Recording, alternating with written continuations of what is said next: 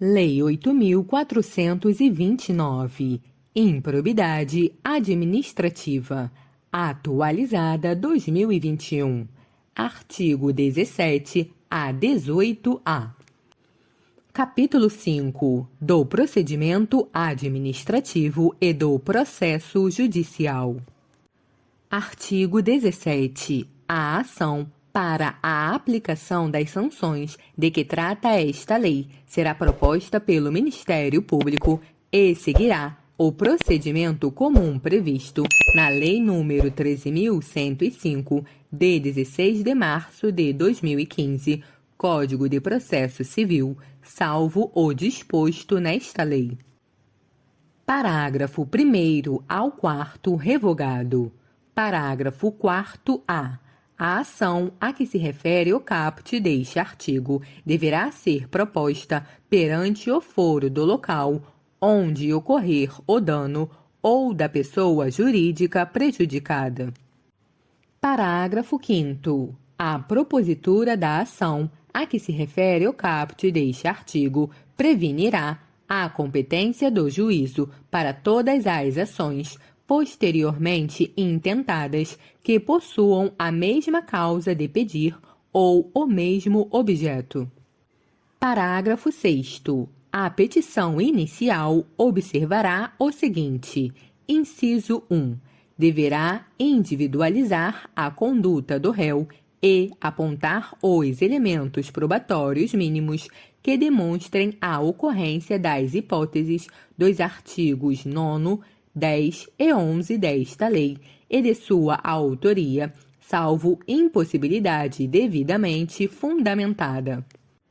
Inciso 2. Será instruída com documentos ou justificação que contenham indícios suficientes da veracidade dos fatos e do dolo imputado ou com razões fundamentadas da impossibilidade de apresentação de qualquer dessas provas, observada a legislação vigente, inclusive as disposições constantes dos artigos 77 e 80 da Lei nº 13.105, de 16 de março de 2015, Código de Processo Civil.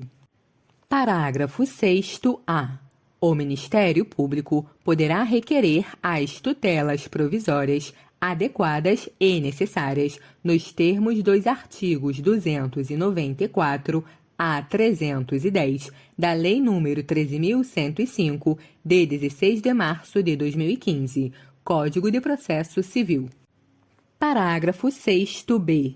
A petição inicial será rejeitada nos casos do artigo 330 da Lei nº 13.105, CPC, bem como quando não preenchidos os requisitos a que se referem os incisos 1 e 2 do parágrafo 6º deste artigo, ou ainda quando manifestadamente inexistente o ato de improbidade imputado.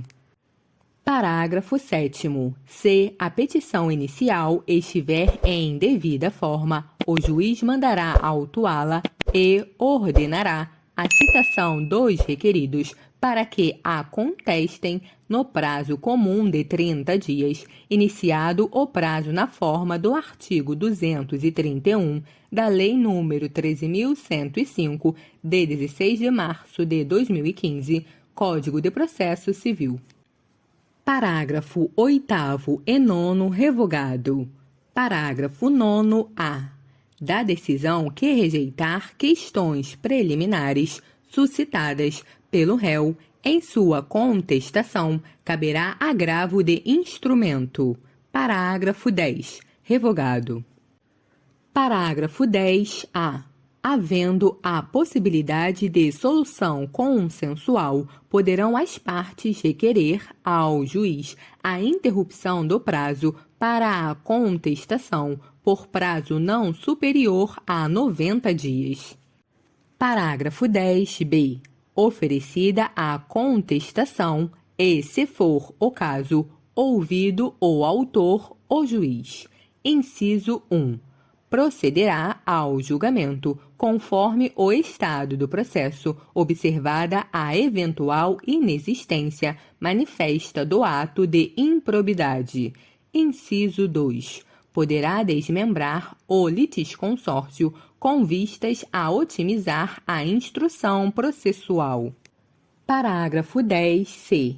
Após a réplica do Ministério Público, o juiz proferirá decisão na qual indicará, com precisão, a tipificação do ato de improbidade administrativa imputável ao réu, sendo-lhe vedado modificar o fato principal e a capitulação legal apresentada pelo autor.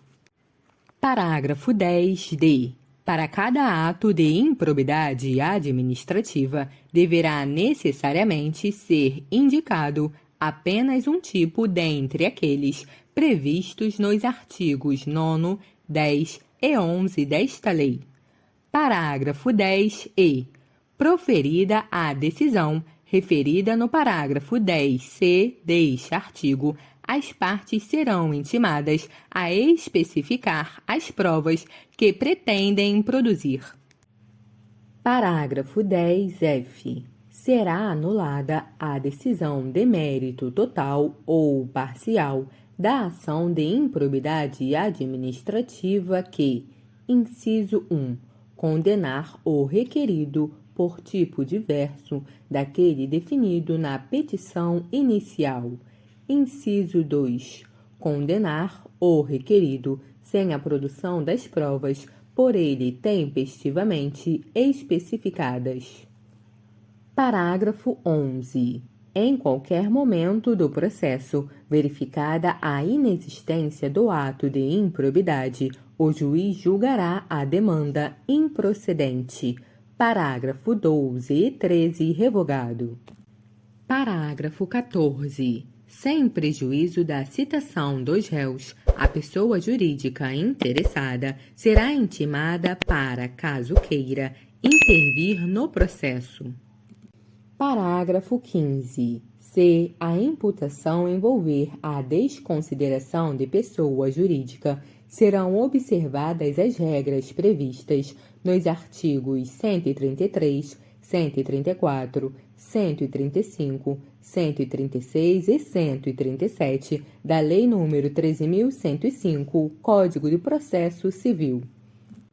Parágrafo 16. A qualquer momento, se o magistrado identificar a existência de ilegalidades ou de irregularidades administrativas a serem sanadas sem que estejam presentes todos os requisitos para a imposição das sanções aos agentes incluídos no polo passivo da demanda, poderá, em decisão motivada, converter a ação de improbidade administrativa em ação civil pública regulada pela Lei nº 7.347, de 24 de julho de 85. Parágrafo 17. Da decisão que converter a ação de improbidade em ação civil pública, caberá agravo de instrumento.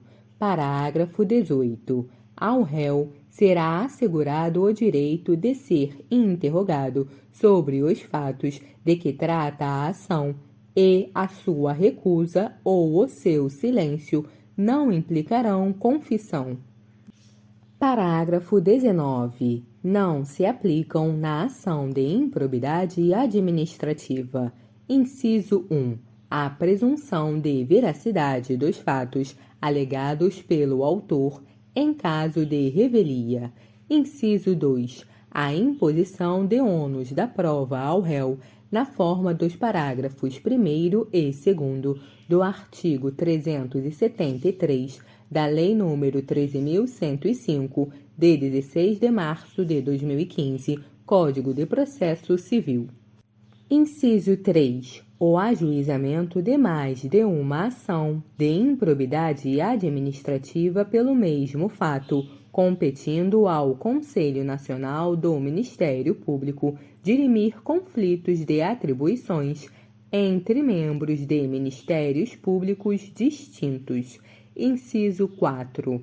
O reexame obrigatório da sentença de improcedência ou de extinção sem resolução de mérito. Parágrafo 20. A assessoria jurídica que emitiu o parecer atestando a legalidade prévia dos atos administrativos praticados pelo administrador público ficará obrigada a defendê-lo judicialmente, caso este venha a responder ação por improbidade administrativa até que a decisão transite em julgado. Parágrafo 21.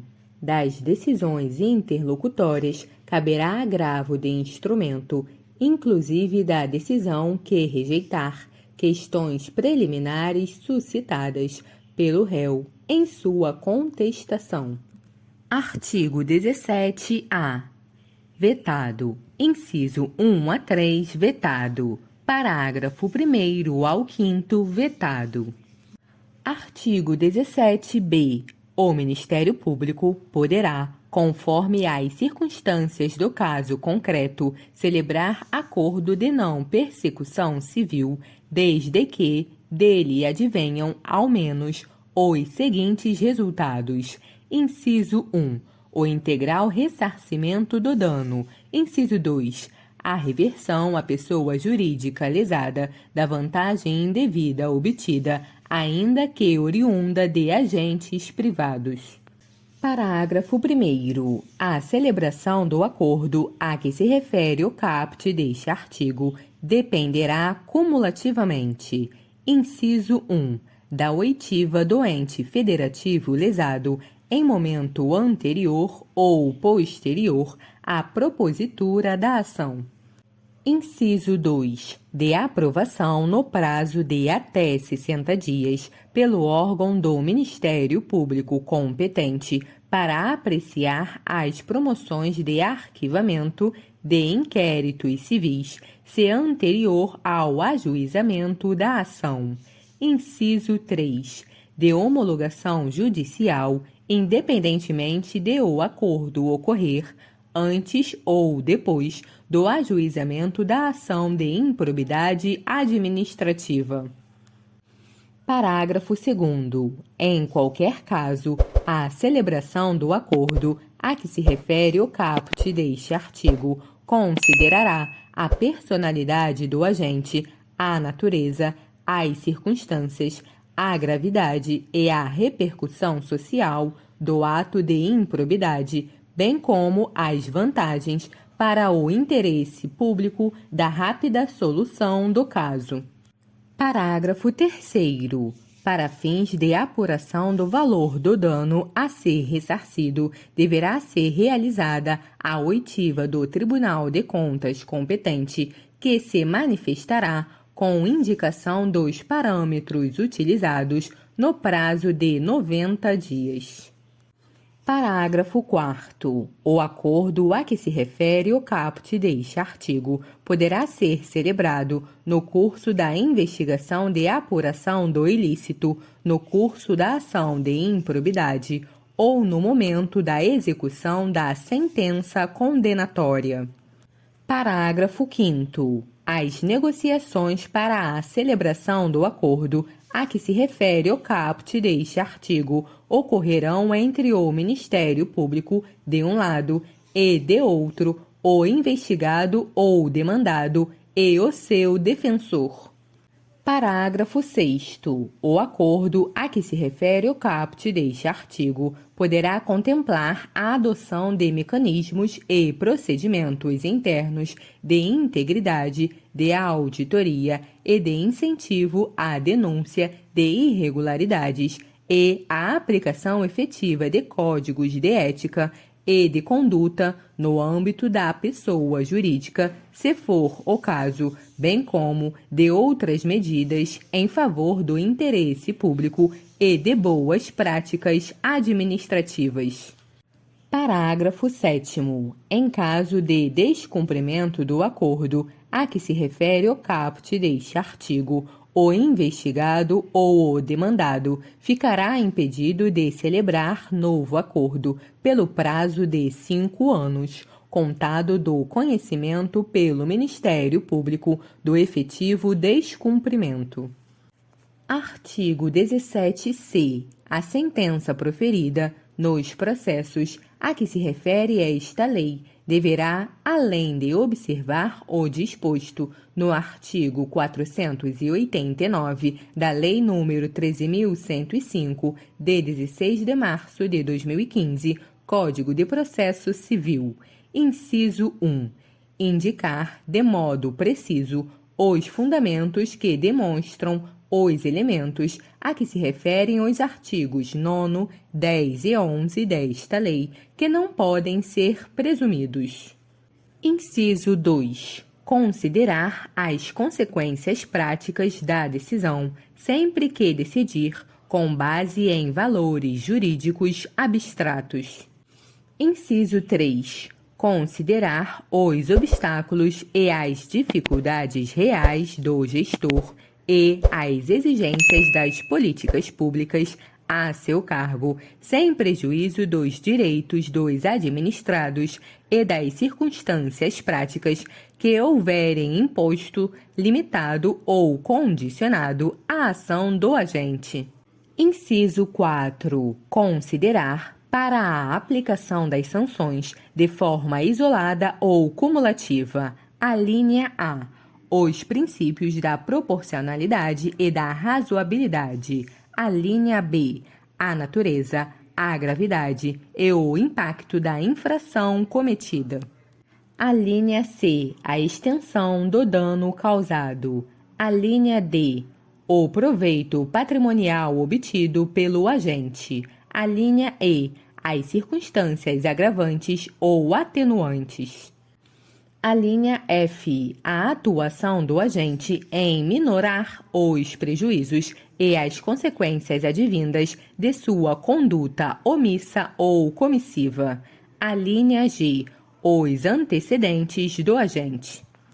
Inciso 5. Considerar, na aplicação das sanções, a dosimetria das sanções relativas ao mesmo fato já aplicadas ao agente. Inciso 6. Considerar, na fixação das penas relativamente ao terceiro, quando for o caso, a sua atuação específica, não admitida a sua responsabilização por ações ou omissões para as quais não tiver concorrido ou das quais não tiver obtido vantagens patrimoniais indevidas. Inciso 7. Indicar, na apuração da ofensa, a princípios, critérios objetivos que justifiquem a imposição da sanção. Parágrafo 1º. A ilegalidade sem a presença de dolo que a qualifique não configura ato de improbidade. Parágrafo 2º. A hipótese de litisconsórcio passivo, a condenação ocorrerá no limite da participação e dos benefícios diretos, vedada qualquer solidariedade. Parágrafo 3º. Não haverá remessa necessária nas sentenças de que trata esta lei. Artigo 17-D. A ação por improbidade administrativa é repressiva, de caráter sancionatório, destinada à aplicação de sanções de caráter pessoal previstas nesta lei, e não constitui ação civil, vedado seu ajuizamento para o controle de legalidade de políticas públicas e para a proteção do patrimônio público e social, do meio ambiente e de outros interesses difusos, coletivos e individuais homogêneos. Parágrafo único. Ressalvado o disposto nesta lei, o controle de legalidade de políticas públicas e a responsabilidade de agentes públicos, inclusive políticos, entes públicos e governamentais, por danos ao meio ambiente, ao consumidor, a bens e direitos de valor artístico, estético, histórico, turístico e paisagístico, a qualquer outro interesse difuso ou coletivo, a ordem econômica, a ordem urbanística, a honra e a dignidade de grupos raciais, étnicos ou religiosos e ao patrimônio público e social, submetem-se aos termos da Lei nº 7.347, de 24 de julho de 85. Artigo 18. A sentença que julgar procedente a ação fundada nos artigos 9º e 10 desta lei condenará ao ressarcimento dos danos e à perda ou à reversão dos bens e valores ilicitamente adquiridos, conforme o caso, em favor da pessoa jurídica prejudicada pelo ilícito. Parágrafo 1º. Se houver necessidade de liquidação do dano, a pessoa jurídica prejudicada procederá a essa determinação e ao ulterior procedimento para cumprimento da sentença referente ao ressarcimento do patrimônio público ou a perda ou a reversão dos bens. Parágrafo 2º. Caso a pessoa jurídica prejudicada não adote as providências a que se refere o parágrafo 1º deste artigo, no prazo de 6 meses, contado do trânsito em julgado da sentença de procedência da ação, caberá ao Ministério Público proceder à respectiva liquidação do dano e ao cumprimento da sentença referente ao ressarcimento do patrimônio público ou a perda ou a reversão dos bens, sem prejuízo de eventual responsabilização pela omissão verificada. Parágrafo 3º. Para fins de apuração do valor do ressarcimento, deverão ser descontados os serviços efetivamente prestados. Parágrafo 4º. O juiz poderá autorizar o parcelamento em até 48 parcelas mensais, corrigidas monetariamente, do débito resultante de condenação pela prática de improbidade administrativa, se o réu demonstrar incapacidade financeira de saldá-lo de imediato. Artigo 18-A. A requerimento do réu, na fase de cumprimento da sentença, o juiz unificará eventuais sanções aplicadas com outras já impostas em outros processos, tendo em vista a eventual continuidade de ilícito ou a prática de diversas ilicitudes, observado o seguinte. Inciso 1. No caso de continuidade de ilícito, o juiz promoverá a maior sanção aplicada, aumentada de 1/3 ou a soma das penas, o que for mais benéfico ao réu. Inciso 2. No caso de prática de novos atos ilícitos pelo mesmo sujeito, o juiz somará as sanções. Parágrafo único. As sanções de suspensão de direitos políticos e de proibição de contratar ou de receber incentivos fiscais ou creditícios do poder público observarão o limite máximo de 20 anos.